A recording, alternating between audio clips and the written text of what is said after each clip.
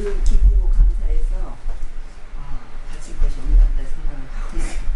별로 없는 거 아닌가 생각하고 있었는데 오늘 아침에 잘생기고 새로운 우리 거부가 어머니하고 관계가 성이었다 이렇게 하는 그 얘기를 듣는 순간에 제가 가슴이 뭉클하면서 목이 탁내었어요. 그리고 이제 저 아들 하나 있거든요. 아들이 효자예요. 지금도 효자예요. 그런데 이제 기독교 장로 따르고 결혼해가지고 그 며느리가 교회에 나가가지고 제가 좀 섭섭한 적이 있었어요. 그래서 제가 그때 굉장히 울고불고 하고 막 다치고 그랬었는데 나중에는 둘이 아니잖아, 그냥 하나잖아. 그리고 그냥 뭐 기독교, 불교 이 구분 짓는 내 마음이 잘못된 거야. 이렇게 위로를 시키고 그냥 있었는데 왠지 이 고부 말을 아침에 듣는 순간 목이 콱 메이면서 울컥했던 그 마음은 무엇인가 싶고 아들에 대한 아들의 붙은 마음을 띄었다고 생각했는데 이거 등 떨어진 거 아닌가 싶어서 한번 해주고 싶었습니다. 네. 아니 원래 자녀가 몇이세요? 아들 하나 딸 하나예요. 네. 근데 지금 다른 거는 괜찮았는데 장로의 딸 따라서 교회 나갔던 것. 예. 그 전에 어렸을 때는 어머니 따라서 아니 아들은 교회 안 나가고 아들이 얼핏 하는 말을 들어보니까 애들은 손대지 마라. 지 자식들은 교회를 끌지 마라 그랬던 것 같아요. 그리고 뭐 부부간에 굉장히 싸우고 했는 것 같은데 네. 그래서 이제 그 뒤로는 뭐 기독교를 가니 안 가니 제가 자꾸 그래 둘이 아니야 이 구분 짓는 내 마음이 잘못된 거야 자꾸 그렇게 하고 있었어요. 그랬는데 오늘 아침 이 새로운 법문을 들으면서 거기에 새로운 법문은 어머니의 뜻을 따라서 이 법문님께서는 네. 어머니하고 아주 성근인 것 같다 아침에 그랬잖아요. 그러면서 어머니가 그 법사님 법문을 카톡으로 좀 보내주고 이거 나는 왜 카톡으로 보내줄 생각을 못했었을까 가끔 한 번씩 보내주셨다 그랬어요. 이제 그것을 얘기를 듣고 마음이 네. 괴롭고 울컥해지고 울컥했다. 자식에 대한 착을 다 띈 줄 알았더니 하나도 띈 것 같지가 않더라. 뭐 이런 지금 말씀이신 것 같습니다. 근데 울컥하고 왜 내 아들과 나와의 관계는 새로운 법의 모자 관계와 그렇게 같지 않을까, 그렇게 아름답지 않을까, 왜 나는 이렇게 그만 못할까, 그 생각이 아마 괴로우셨던 것 같습니다. 괴로우셨으면서 새로운 그 법으로 생각하면서 그런 모자 관계가 됐으면, 그런 바람직한 모자 관계가 됐으면 하고 희망을 하시는데 그렇게 못 되는 게 안타까우셨던 그러셨는 거예요. 근데 그 모자 관계라는 게 그냥 종교 문제인 것 같아요. 그건 제가 잘못된 건지. 근데 이제 지금 그것을 상당히 괴로우시고요. 괴로우시는 것은 인지상정이고 모든 그 인간의 뭐 보통 일어날 수 있는 일이다 이렇게 생각을 합니다. 근데 이 밝은이 입장에서 보면요, 그 고통은 보살님께 매우 잘 왔다 이렇게 생각을 했습니다. 그것은 부처님께 굉장히 바친 귀중한 공양거리이다. 그런 공양거리가 없이 그냥 마냥 지금 편안하고 즐거웠다라면 바친 일도 없고 공양을 바친 일도 없고 바침으로써 어떤 받을 선물 또한 없다. 이런 얘기가 나옵니다. 그런데 이것을 고통으로 알고 우리는 이 고통이 나쁜 것이 아니라 부처님께 바칠 공양거리임을 알게 됐기 때문에 바칠 수가 있습니다. 바칠 수 있기 때문에 선물을 받을 수가 있어요. 무슨 선물을 받을 수가 있느냐? 본래 이게 내 아들이 아니랍니다. 잠시 금생에 몇십 년 동안 잠시 만나서 어머니거니 아들이거니 하고 그저 그렇게 착각 속에서 사는 그런 일시적인 만남이지 영원한 내 아들이 아니래요. 영원한 내 아들이라면 내 생에 가서도 내 아들이고 전생에도 내 아들이고 세세생생 내 아들이고 이래야 내 아들인데 그거는 우리가 그렇게 생각하는 것뿐이지 실제로 발견이가 보면은 전혀 아들도 아닌 아들이라고 생각해야 될 아들의 것도 아닌데 아들로 착각을 하고 있는 겁니다. 심지어는 웬 왼수가 아들로 와서 둔갑을 해서 속을 새기려고 와 있는데도 불구하고 부모는 그걸 왼수인지도 모르고 사랑하는 아들로 여기면서 수많은 정신적인 고통과 육체적을 받으면서 괴로워한 그런 수가 있습니다. 그럼 그때 그 고통은 발근이가 보기에는 이것은 네 아들이 아니다. 착을 띄워야 될 그런 대상일 뿐이다. 이 착을 빨리 띄워라. 띄면서 더 넓은 세계로 들어가라. 착각의 세계에서 벗어난 그러한 부처님 세계로 들어가라. 이런 사인으로 볼 수가 있습니다. 저는 지금 보살님의 안타까워하는 심정을 위로해 드리는 것은 보통 세상 사람들의 일반적인 관행이지만 저는 위로해 드리고 싶지가 않고요. 제가 공부를 해봤기 때문에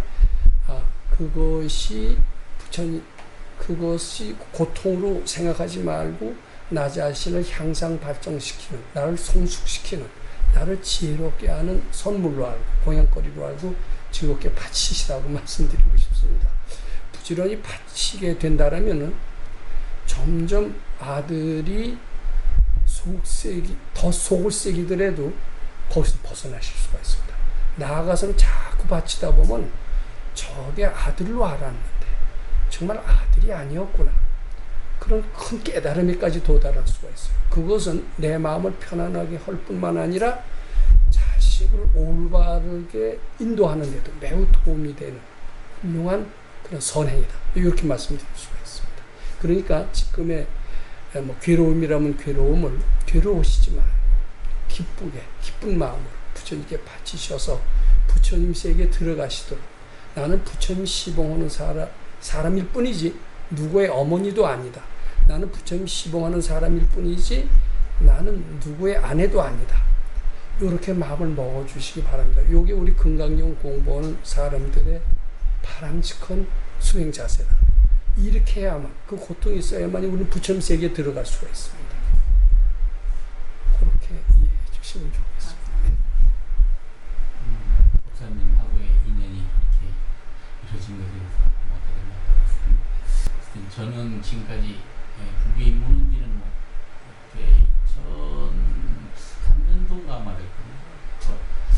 KBS 아침에도 아침마당 얘기에 잠깐 나왔습니다. 그때 이제 철경 스님이라고 오신 분이 나오셔서 이제 108배가 몸이 좋다.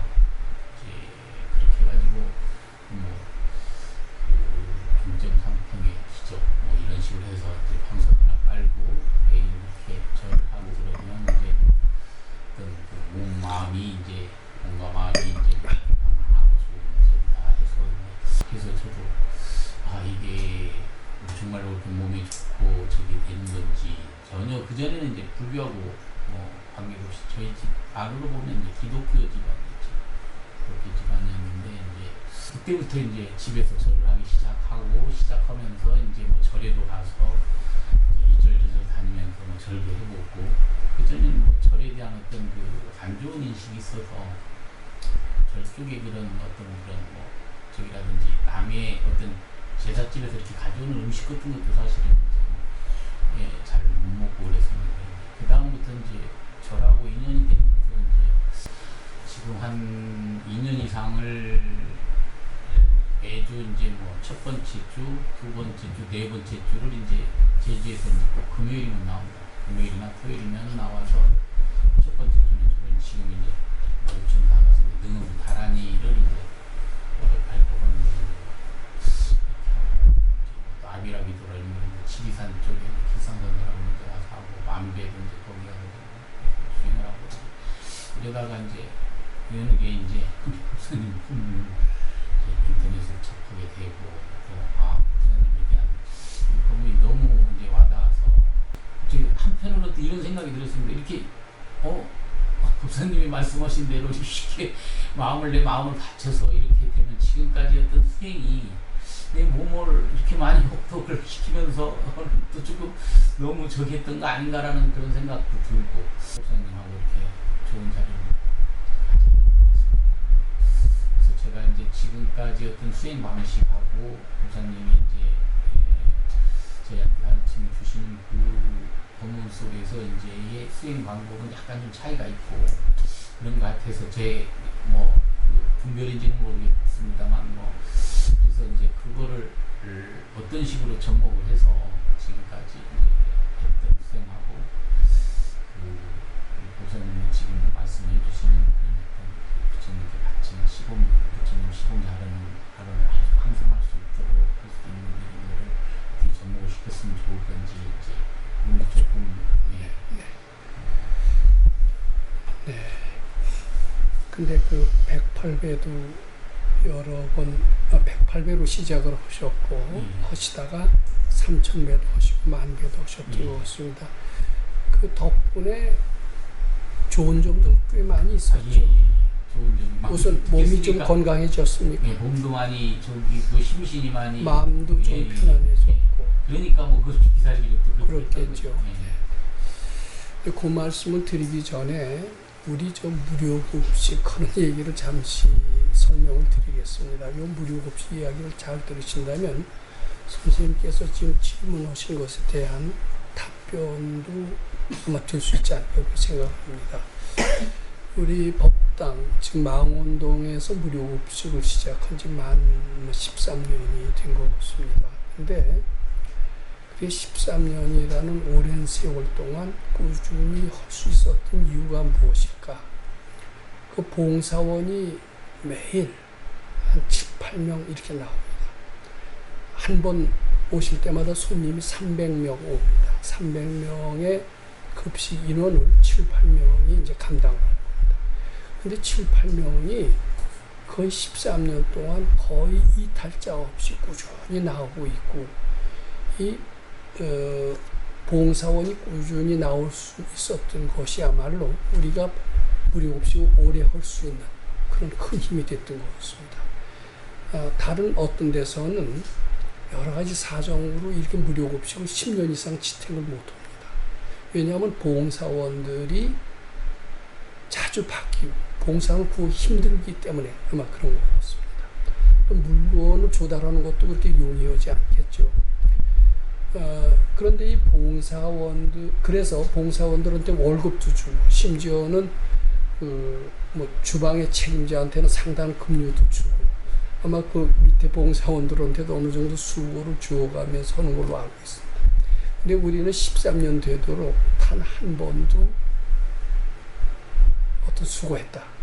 어떤 분이 이제 독지가로 점심을 사고 이러는 수도 있었습니다만 한 번도 보수라는 것을 준 적이 없었습니다. 그것이 어떻게 보면 오랫동안 할 수 있는 원동력이다. 저는 이렇게 생각합니다.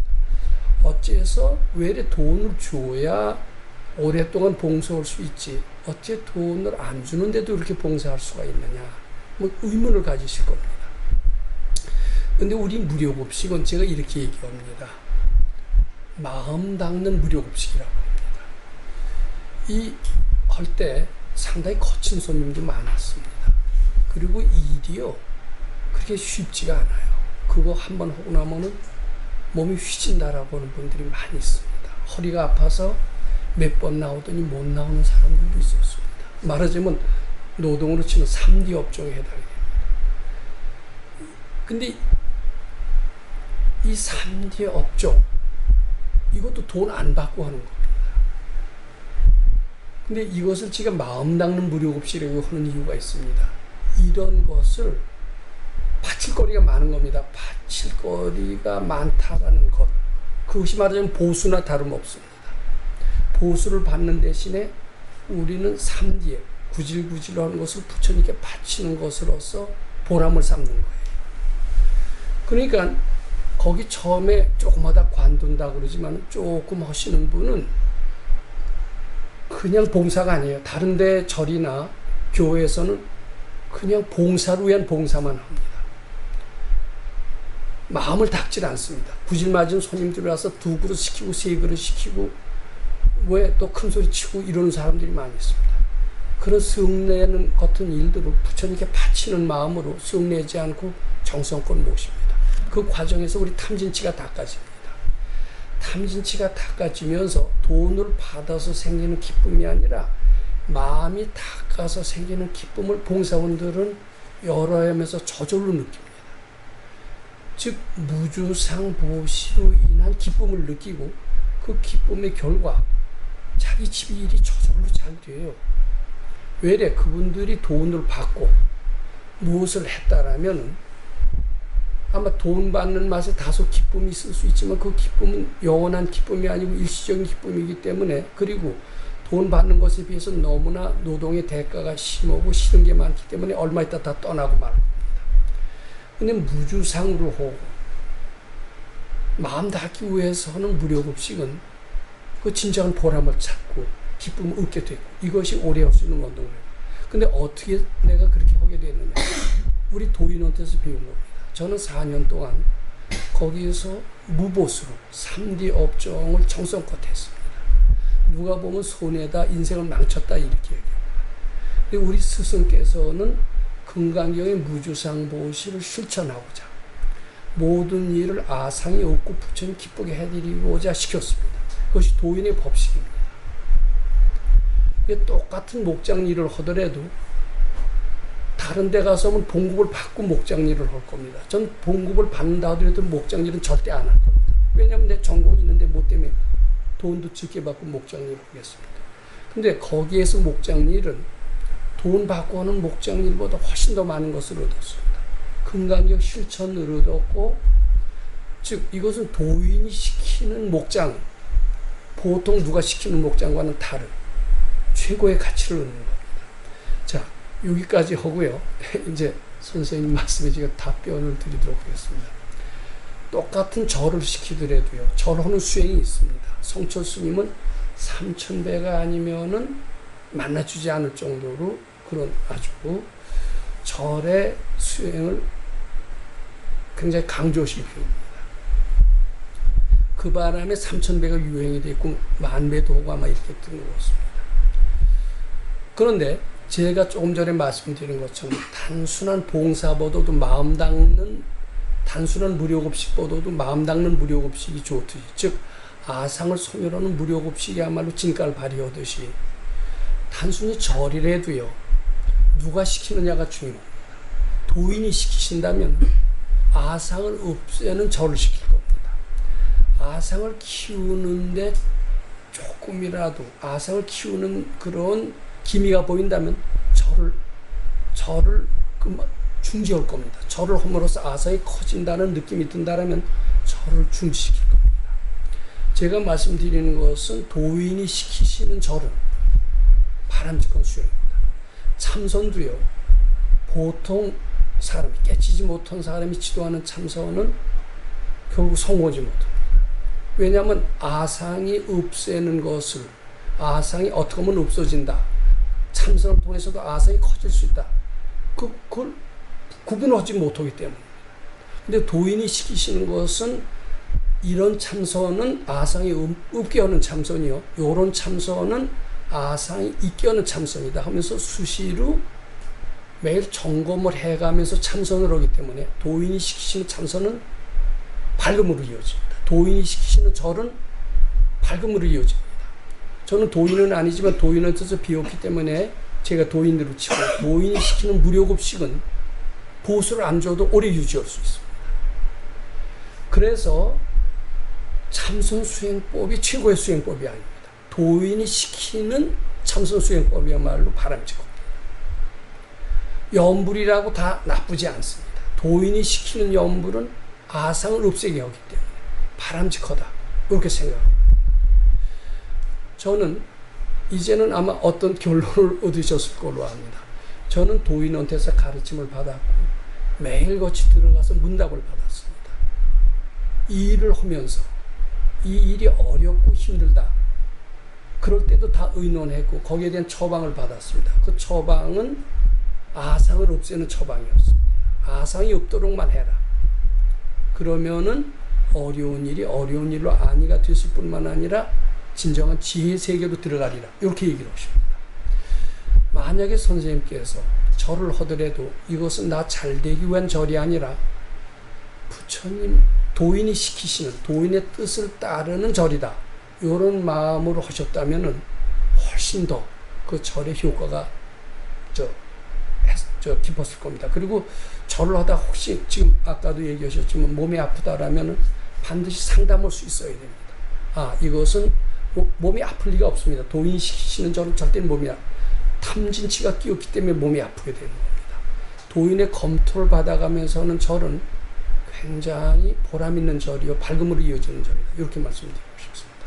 근데 지금 저는 절을 하라고 하지 않고 지금 아마 가만히 보니까 거기 절 수행은 도인이 시키시는 절이라고 생각되지 않습니다. 그렇기 때문에 도인이 시키시는 가르침을 바로 따르시기를 저는 이제 바란다. 이렇게 말씀드리고 있습니다. 보충 질문하실 거 있으면 해주시죠. 네. 아까 이제 그 얘기해서 네. 저희 그 아들이 둘이 있는데 네. 막내가 이제 제 일을 도와주면서 이제 그 아직 총각이고 일하는데 이제 그 유일한 취미가 이제 뭐 낚시입니다. 낚시를 좋아하고 낚시 장구에 이제 돈을 또 많이 정리하고 그전에는 많이 제가 이제 뭐 그때는 뭐 한때는 야 이거 아빠가 이렇게 하는데 뭐 살생을 해서 되겠느냐 얘기는 좀 몇 번 해보긴 했습니다만 뭐 그거는 되지 않고 이게 제가 어쨌든 지금 불교 여기 제기를 하면서 이제 채식을 그 비건의 수준으로 하고 있습니다. 그래서 그런 어떤 살생에 대한 이런 부분은 오히려 우리가 방생을 못할 망정 이게 우리 아들이 지금 그렇게 하고 있다는 그것에 대해서 좀 사실은 마음속으로 상당히 좀 이런 부분이 있어서 어떤 걸 어떻게 이걸 해결하는 게 제일 좋을 건지 이제 이런 부분도 조금 여쭤보고 싶어요. 사실은 지금 스님들도 그렇고요. 상당수의 불자들도 그렇고 부처님의 가르침을 그렇게 철저히 믿지는 않는 것 같습니다. 즉 제가 무슨 말씀을 드리느냐 하면 뭐 사람이 몸이 영양이 부족할 때 고기 좀 먹으면 어떠냐, 또 뭐 사람이 취미가 낚시 뭐 여러 가지 취미가 있을 수 있는데 그중에 취미가 하나 낚시일 수도 있다. 낚시를 해서 고기를 잡는다고 과연 살생 업보를 그대로 받는단 말이냐, 정말 내생이 있단 말이냐. 내생도 잘 안 믿고요. 남을 죽이면 내가 내생에 그런 보호를 받는다라는 것을 대부분의 불자들도 안 믿고 심지어는 스님도 잘 안 믿는 것 같아요. 고기도 그러니까 뭐 먹어도 좋고요. 그리고 절은 어느 때 나가냐면 고생이 들 때, 힘들 때, 저 초팔이나 그저 기어 나가면서 등이나 달면서 불자라고 이렇게 하는 것 같습니다. 저는 그 정도로 나이롱 불자는 아니고 상당히 철저한 불자 노릇을 했던 것 같습니다. 그래서 어렸을 때 그 능엄경 구절을 보니까 살생도 하지 않을 뿐만 아니라 고기도 먹지 말라는 구절이 나와요. 중생의 피와 살을 먹으면서 어떻게 보살이라고 할 수가 있느냐. 그 능엄경 구절이 나옵니다. 저는 그 구절을 듣고 몸에 전율을 느꼈습니다. 그 뒤로 저는 내가 즐겨 먹던 멸치까지도 안 먹었을 정도로 스님 이상의 기율을 철저히 지키려고 했던 사람입니다. 좀 과민했다고 했을 정도입니다. 그때 제가 스님들 또는 동국대학교 불교학과 교수로 같이 한 달 동안 수련회를 간 적이 있었는데 거기 스님들이야 뭐 육식을 안 하시겠지만 동국대학교 불교과 교수님들도 고기를 잘 드시더라고요. 저는 수련회 학생으로 갔는데도 정말 멸치도 안 먹을 정도로 철저히 지켰던 것 같았었습니다. 그리고 저는 제 신조가 꼭 맞다라고 이렇게 생각을 했습니다. 근데 요새는요, 제 조계사 앞에 가끔 놀러 가면요, 술 고기는 뭐 기본이고요. 술도 잘 마시더라고요. 그것도 여러 사람 보는 데서 거침없이 식당에 갔어요. 식당에 갔더니 거침없이 술잔을 딱 시켜놓고, 그리고 승려가 하니까 같이 갔던 서로 신도들끼리 얼굴이 부끄러워서 외면했던 적이 있습니다. 어느 식당에 갔더니 돼지갈비집입니다. 승려가 거침없이 들어옵니다. 돼지갈비 딱 시켜요. 그러니까 옆에 있던 천주교 신자가 제 독신을 불교신자인 줄 아니까 저 돼지갈비 먹어, 승려가 돼지갈비 먹어, 그러면서 숨을 봅니다. 어떻게 하시겠습니까? 이런 정도로 지금 계율에 대한 관념이요, 승려 사회에서도 거의 마비 상태예요. 근데 이 대만에 가면은요, 상당히 철저히 지킵니다. 승려들이 철저한 계율입니다. 이 한국은 아주 나이롱이에요. 요새 저는 이제 도인의 가르침을 거기서 뼈저리게 느끼고 그분한테서 전생이 있다라는 것을 실감을 했고, 저는 이제 확신합니다. 그리고요, 고기를 먹어도요, 그 빚을 갚기 위해서 뭐 그 집이 소로 태어난다라는 무서운 얘기가 있는데 그거 틀리지 않아요. 인과응보는 무섭습니다. 그렇기 때문에 사실은 고기 잡아서는 낚시해서는 안 됩니다. 거의 그대로 내 생에 실제로 이런 수가 있어요. 제가 잘 아는 사람인데 상당히 고관 대사입니다. 국회의원 장관을 지냈던 사람입니다. 선물도 많이 들어옵니다. 누가 몸에 자라가 좋다고 그래서 자라를 선물을 했어요. 그래서 자라 피를 내서 먹었어요. 얼마 후에 그 집에 딸이 태어났습니다. 그 태어날 때부터 병신이었어요. 그 마치 그 자라 손을 하나 잘랐다는데 손 하나가 이상했던 것 같아요. 내가 정확한 건 잊어버립니다. 나중에 아마 도인한테 들었는데 그 죽은 자라가 죽은 왼수를 갖기 위해 그 집에 딸로 태어났다는 얘기가 있는데 이건 사실입니다. 임신 중절 살생입니다.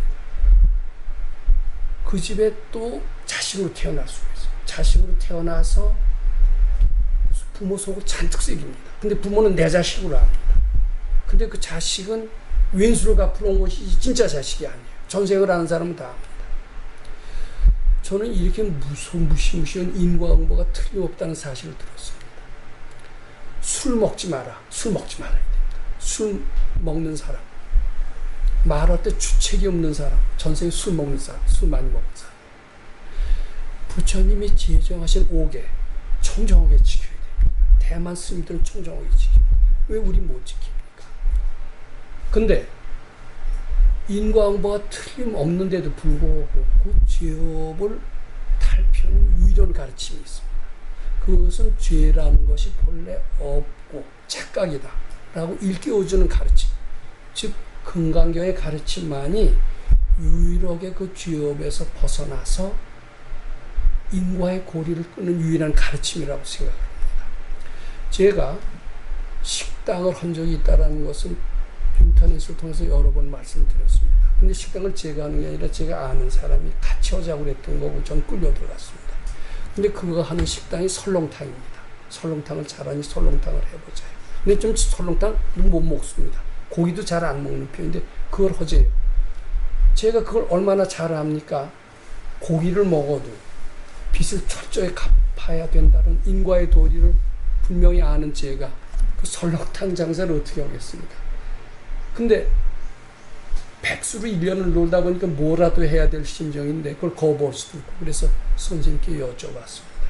그랬더니 선생님께서 해주신 말씀은 제가 그 마음을 어디로 향하고 있는가에도 적었습니다만 헨리 포드 이야기입니다. 이것을 내 맛으로 먹지 마. 내 몸을 위해서 먹지 마. 부처님 기쁘게 해드리기 위해서, 내 몸을 보호하기 위해 드려서 먹는다면은, 또는 손님한테 줄 때도 손님을 배부르기 위해서 준다, 돈을 벌기 위해서 준다라고 그러면 그 복을 그대로 받지만은, 손님을 배부르기 위해서 준다라는, 즉 부처님 시봉하기 위해서 준다라는 마음을 가질 때 고통을 별로 받지 않을 것이다. 저는 이 말씀을 들으면서 고기를 먹더라도 일단 바치는 마음을 연습을 했습니다. 바치면서 먹으면 보가 덜하다라고 합니다.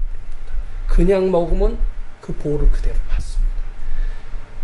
설사 어쩔 수 없이 고기를 팔아서 생업을 해야 된다라고 하면 정성껏 바치면서 고기를 잡는다면은 어부 같은 경우가 마찬가지입니다.